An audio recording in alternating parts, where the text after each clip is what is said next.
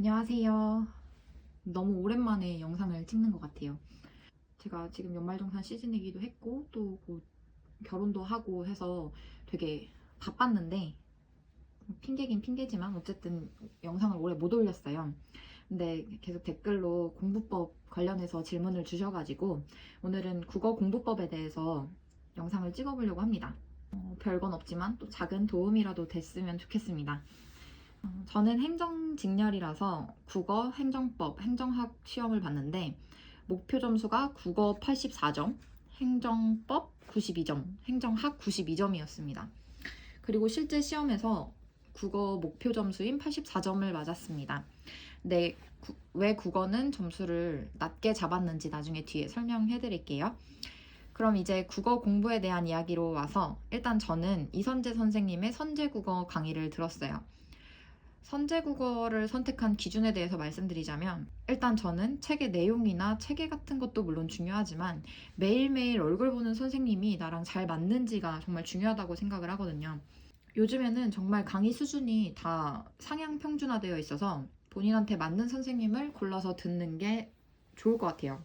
선제국어는 우선 유명하기도 했고 저는 원래 주변 지인들도 막 에너지 넘치고 몰아붙이는 그런 스타일의 사람보다는 좀 나긋나긋한 사람이랑 더 잘 맞는 경향이 있어서 선생님을 선택할 때도 막 열정 그 자체인 선생님보다는 나긋나긋하고 귀 안 아픈 선생님을 선택하게 됐는데 그게 이선재 선생님이었어요. 그리고 책 구성도 마음에 들었고 그래서 저는 전체적으로 엄청 만족스러웠습니다.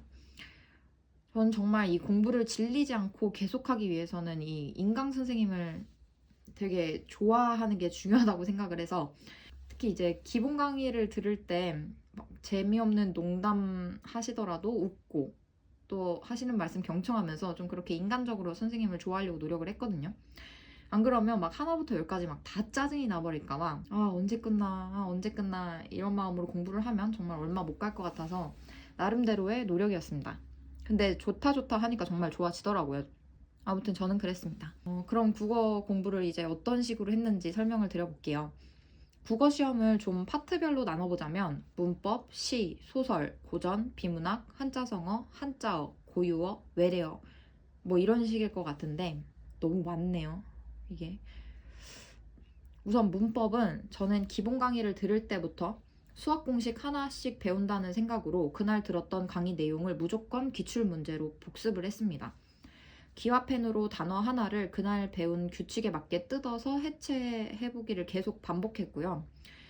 그 연습을 계속 하다 보니까 빈줄 단어들은 보고 바로바로 암산하듯이 답이 딱 보이게 되더라고요.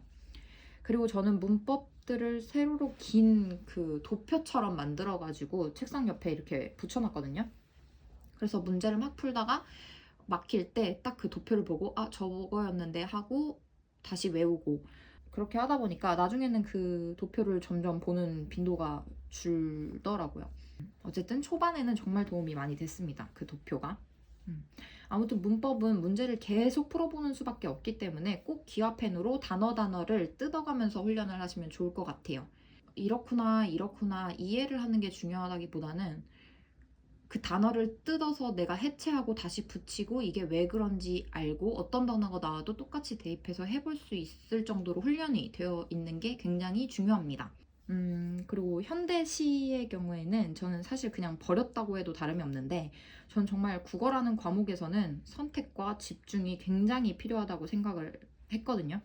너무 범위가 넓고 양도 많아가지고 내가 투자한 시간을 성과로 거둘 수 있는지 저는 항상 체크하는 편이었는데 시는 기출 중에서 나올 건지 아니면 어디서 나올지 전혀 예상이 안 돼가지고 기출 문제는 다 풀고 풀이도 읽고 하면서 익숙해지는 정도로만 공부를 했고 달달달 외우지는 않았습니다. 그냥 그 정도만 공부를 했어요.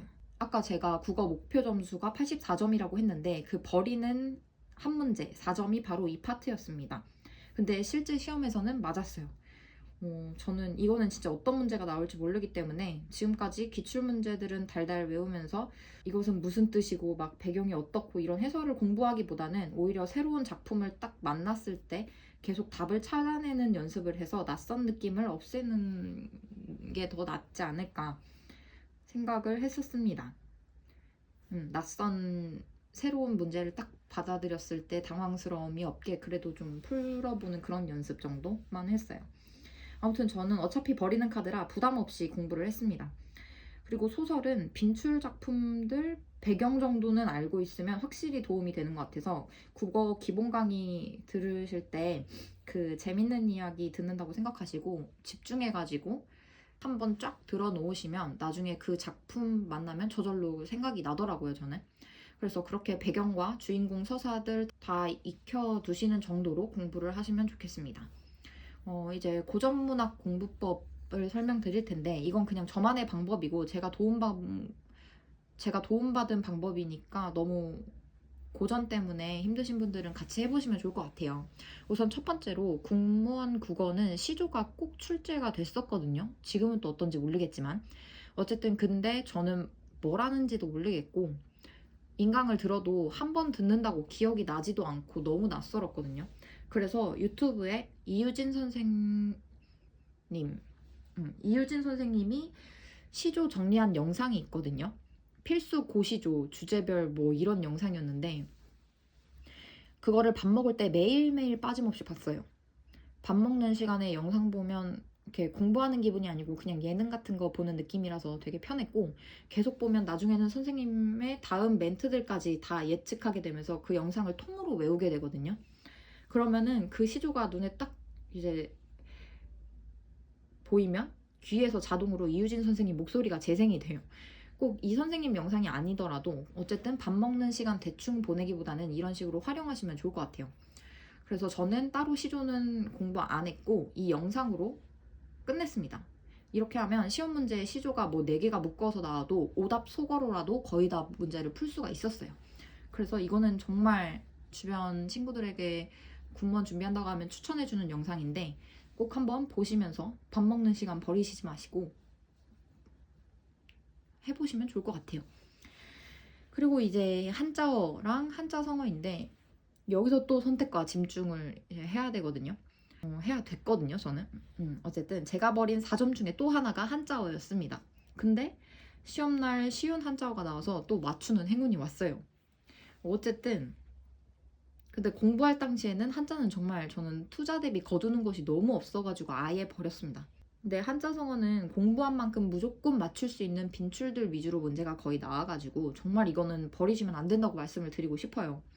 그래서 한자성어 공부법은 일단 신민숙 선생님의 한자성어 300이라는 책을 보면서 시작을 했고 그 앞서 말씀드린 이유진 선생님의 시조 영상을 보기 전에 군무원 준비를 할 때 극초반에 점심시간에 이 책을 보면서 밥을 먹었습니다. 그래서 뭐 하루에 10개인가 20개인가 이렇게 외우게 되어 있거든요. 그래서 그걸 외우고 저녁 때 또 한번 복기하고 다음날 점심 먹을 때 전날 거 한번 보고 기억 안 나는 것들 또 한번 보고 그 다음에 오늘 것도 읽고 이런 식으로 하면서 300 책을 한 2회독 정도를 했어요.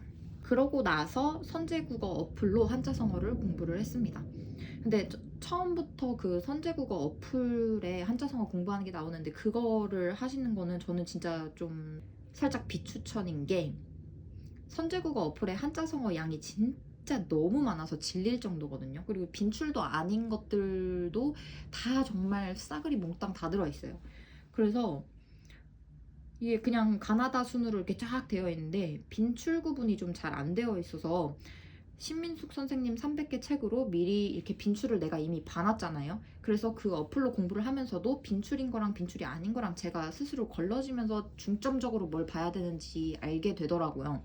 그래서 만약에 나는 진짜 이걸 공부하는 게 너무 괴로우시면 빈출 300이라도 바짝 외워서 오답 속으로라도 풀 수 있게 이렇게 하시는 게 좋을 것 같고 선제국어 어플은 밴드로 그 스터디원들을 같이 만들어가지고 그 한자성어를 이렇게 같이 어디서부터 어디까지 외우고 그리고 문제 내고 또 답 쓰고 댓글로 달고 뭐 이런 식으로 하는 거를 또 훈련을 했거든요. 그래서 도움도 많이 됐었는데 어쨌든 한자성어는 빈줄은 무조건 외우셔라 고 추천을 드리고 싶습니다. 그리고 그 다음이 고유어인데 이것도 제가 버린 4점입니다. 이거는 그냥 제 찍기 실력을 믿기로 했고 그래도 외래어는 빈출들 다 정해져 있고 외우기만 하면 되기 때문에 빈출들 딱 책에 있는 것들만 다 외웠어요. 외래어는. 그리고 그 정도면 충분한 것 같고, 그리고 선생님들이 암기법 재밌게 만들어 놓으신 것들 이렇게 수업하면서 알려주시잖아요. 그런 거 도움 받으시면 진짜 도움 많이 되니까 꼭 포기하지 마시고 그건 가져가셨으면 좋겠고, 아무튼 세세한 공부들은 이런 식으로 했고, 제가 하루에 국어 공부를 어떻게 했는지 스케줄을 좀 말씀을 드려볼게요. 일단 오전에는 저는 항상 국어 공부를 먼저 시작을 했거든요. 앞서서 그 333 법칙에 대한 저의 하루 공부 일정에 대해서 말씀드린 적이 있었는데, 앞선 영상에서. 근데 그 333 중에 첫 번째 3이 국어 공부 시간이었습니다. 그래서 아침에 일어나가지고 자리에 앉아서 매일 국어? 선제국어의 매일국어라는 책이 또 있어요. 그래서 그거가 이제 하루하루 어느 정도 양을 푸는 건데, 그거를 약간 워밍업 하듯이 풀었습니다. 그러면서 한자성어도 체크해보고 뭐 이런 식으로 이렇게 매일매일 풀었고, 그리고 나서 그냥 회독을 했어요. 문법 이만큼, 그리고 비문학 이만큼 풀 거, 그리고 문학 풀어볼 거, 문법이랑 비문학 이렇게 하루를 합치던지, 아니면 뭐 문학, 문법 이런 식으로 하루를 합치던지, 이렇게 뭐 아무튼 내가 할 수 있는 분량만큼의 그걸 정해가지고 매일매일 풀었고, 그리고 하루에 그 밴드 아까 전에 말씀드린 한자성어 스터디를 점심시간에, 그러니까 저의 점심시간이 어땠냐면 이유진 선생님의 영상을 보면서 밥을 먹고, 밥을 다 먹으면 얄짤없이 그냥 껐어요. 그리고 나서 커피 한 잔을 타서 의자에서 마시면서 선제국어 어플을 켜가지고 한자성어를 눈으로 보고 공부를 합니다. 그리고 나서 오후에 저녁 시간쯤 돼가지고 그 밴드 한자성어 스터디에 들어가가지고 이렇게 그날 문제를 내는 분들이 다 정해져 있었고, 문제를 그분들이 내주시면 그거에 대한 답을 다 쳐가지고 댓글로 올려놓고, 그런 식으로 매일매일 국어 공부를 훈련을 했습니다. 말하고 나니까 그렇게 큰 꿀팁이나 별건 없는 것 같긴 한데, 근데 공부는 정말 매일매일 하는 게 중요한 것 같아요. 그리고 또 모의고사 얼마나 풀었는지 이런 것도 궁금해 하셨었는데, 저는 모의고사는 거의 시험 보기 한 달 전 정도에 한두 번 풀어보고, 근데 그 모의고사가 저는 영 마음에 안 들더라고요. 너무 지엽적으로 내서. 근데 이거는 국어뿐만 아니라 행정학이랑 행정법도 되게 어렵고 지엽적으로 내가지고 내 자존감만 떨어지고, 와, 한 달 남았는데 나 망한 것 같은데, 이런 느낌만 받는 것 같더라고요. 근데 실제 시험은 그거보다는 훨씬 나았거든요. 물론 모의고사라는 게 조금 더 어렵게 내가지고 뭐 실제 시험을 좀 더 쉽게 느낄 수 있게 해주는 용이라면 괜찮을 수 있겠지만, 저는 저한테 그렇게 득이 되는 것 같지 않아서 모의고사는 오히려 안 풀었고 그냥 일반 공무원 시험 기출을 풀었습니다. 그게 훨씬 도움이 됐던 것 같아요. 어차피 지엽적이라고 해서 튀어나오는 문제들은요, 나도 못 맞추고 쟤도 못 맞추고 모두가 못 맞추는 그런 거기 때문에 그냥 찍기신이 나에게 오기를 바라는 수밖에 없어서 지엽적인 거는 버리고 아는 거 절대 틀리지 말자, 이걸로 갔거든요. 네, 그래서 여러분들도 너무 막 언제부터 모의고사를 풀어야 되고 무슨 기출문제 뭐 얼만큼을 풀어야 되고 몇 년치를 풀어야 되고 이런 거에 너무 매몰되지 마시고, 공부 안 될 때 한 번씩 그냥 일반 공무원, 국가직, 지방직 한번 체크해 보시고 성적 채점해 보시고, 망했다 싶으면 책상에 앉으셔서 공부하시면 되고, 아 좋다 싶으면은 이제 그 텐션 유지하셔가지고 시험장까지 갈 수 있도록 하시면 좋겠습니다. 저는 그렇게 했어요. 아무튼 오늘 영상도 도움이 되셨으면 좋겠고, 그리고 아까 전에 고전문학 할 때 시조 말고 막 그런 문학 작품들 있잖아요. 막 뭐라고 하지? 청산별곡 막 이런 것들 있잖아요. 그런 거를 할 때 저는 진짜 그 아이들을 버리려고 하다가 너무 어렵고 뭔 말인지 모르겠고 나올지 어쩔지 왠지 시조만 나올 것 같은데 싶고 막 그래서 버리려다가 제 방법으로 공부를 했는데, 그게 뭐였냐면 그냥 쉬는 날 같은 때 날을 잡아가지고 녹음 파일을 만들었어요. 그래서 책에 보면 작품이 나와 있고 옆에 해설이 써 있잖아요. 그래서 그걸 한 문장 단위로 좀 쪼개가지고 뭐 눈에 보이는 대로 그냥 읽는 거예요. 녹음기를 켜놓고 핸드폰 녹음기 켜놓고 나란 말샤미 중국의 다라 뭐 이런 식으로 읽고 그 다음에 또 해설을 뭐 나란 말이 중국과 달라? 뭐 이거였나요? 아무튼 뭐 그런 식으로 해설을 또 읽고 그 다음 또 작품 읽고 해설 읽고 이런 식으로 해서 한 작품을 녹음 파일로 만들어 놓는 작업을 다 했어요. 근데 이거의 장점은 첫 번째로 그 녹음 파일을 만들려고 내가 이 작품을 몇 번을 읽게 돼요. 그리고 이걸 녹음해서 내 입으로 말을 하면서 한 번 또 하게 되고, 아, 이게 이런 뜻이구나 이해를 하게 되고, 그리고 그거를 마트 가거나 그럴 때 잠깐 어디 나갈 때 에어팟 끼고서 그 녹음 파일을 재생을 눌러놓고 뭐라 제가 중얼거리는 걸 제가 듣고 있으면 그 왜 노래도 한 곡 계속 들으면 흥얼흥얼 거리게 되잖아요. 자동으로 가사를 외우게 되고 그런 것처럼 되더라고요. 그래서 내가 완벽하게 이거가 뭐고 요 부분이 뭐고 이런 것까지는 모를지언정 문제를 딱 봤을 때 이거 나 아는 건데 나 이 작품 알아 이런 느낌이 확 와요. 그리고 뭐 자주 나오는 빈출 부분 같은 것들이 있잖아요. 그런 부분에는 그냥 녹음 파일에 제가 말을 했어요. 이거는 이거야. 이거는 이거야. 이런 식으로 조금 더 강조하고 그러면 그 문제의 그 부분이 나오면 이거는 이거야 하면서 좀 효과가 있더라고요. 그래서 그 이상은 하지 않았지만 어쨌든 저는 녹음 파일을 만들고 그 녹음 파일을 짬날 때 듣고 하고 기출문제로 풀어보면서 그 작품에 계속 익숙해지는 정도까지 공부를 했습니다. 그리고 제가 84점을 맞았다고 했는데 제가 버린 거에서 운 좋게 맞춘 것들이 아까 있다고 말씀을 드렸잖아요. 근데 그럼 뭘 틀렸나? 아는 거에서 틀렸겠죠.